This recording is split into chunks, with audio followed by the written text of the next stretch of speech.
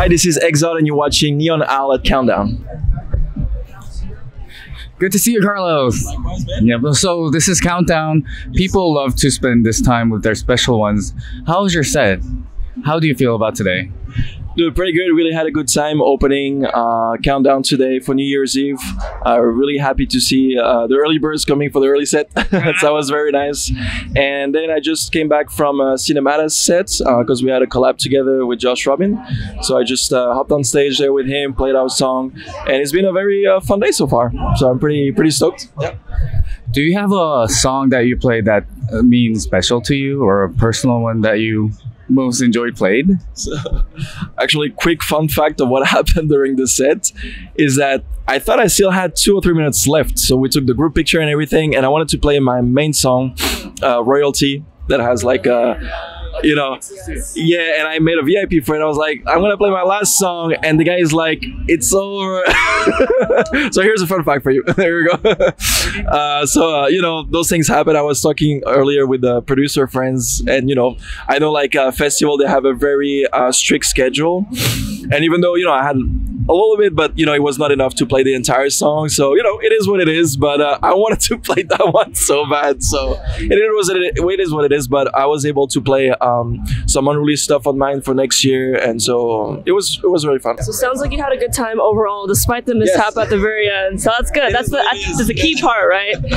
So tell us about the name Egzod. Yeah. What is it like? Tell us the story. For sure.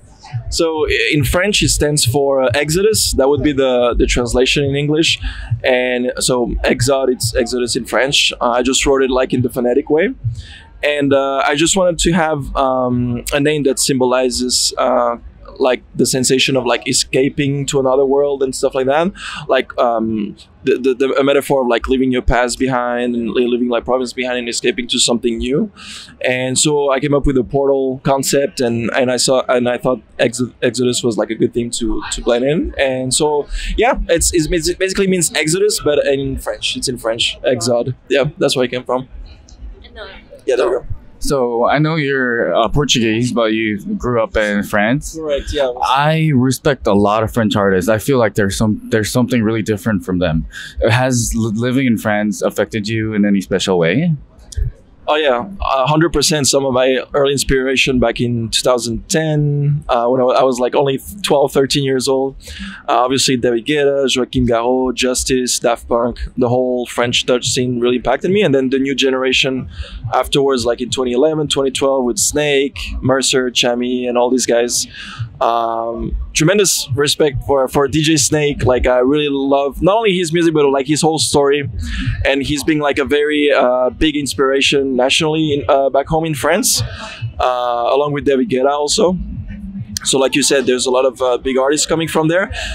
A weird thing though, I'm just gonna put it out there, but like it's weird because there's a lot of artists that don't really feel supported by the country, by like the local scene, because I think like French culture is very conservative and they don't support like innovative sound and innovative style. That's why a lot of them, they move to the US, where there's like way more opportunities. Like even like artists like DJ Snake, a lot of people early on thought that he was American, but he's French. And I think there's a lot of like French artists that just move here because there's way more audience for this type of music, and the public is way more open-minded, I would say.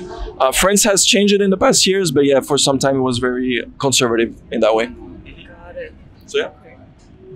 Yeah, I got a question. No, no worries. It's kind of back and forth. Yeah, but we talked about, you know, you grew up, I mean, you're Portuguese, you grew up in France. So kind of like tying it into your journey as an artist, I'm curious, like for fans and people listening out there, what's been your journey like as an artist? Like, did you grow up playing instruments? Just tell us a little more about that. So I didn't grow up like classically trained or anything like that. Like didn't play any instruments. I literally started like into DJing when I was like 12. I went to my first EDM show, watching David Guetta when I was like 12, 13 years old. And I was like, I want to do that. So my mom offered me for Christmas like a controller thing. And that's where like all my journey started, where I really enjoyed DJing. And then there came to a point where I was like, well, I would love to make my own music as well, and that's what led me to like music production. I also studied audio engineering and music production as well. And but yeah, the first spark was like DJing for sure. And I was also always the kid back in middle school or high school where I would find like new music to show to my classroom, and I was always kind of like the source for new music back then. Yeah, I love doing that. So yeah. Awesome. Your records are doing exceptionally well. Stream-wise, several millions. I think you were at 30, 40 million monthly listener, which is incredible. Not a lot of musicians have that. Do you see that you differentiate in any other way than other musicians in your genre?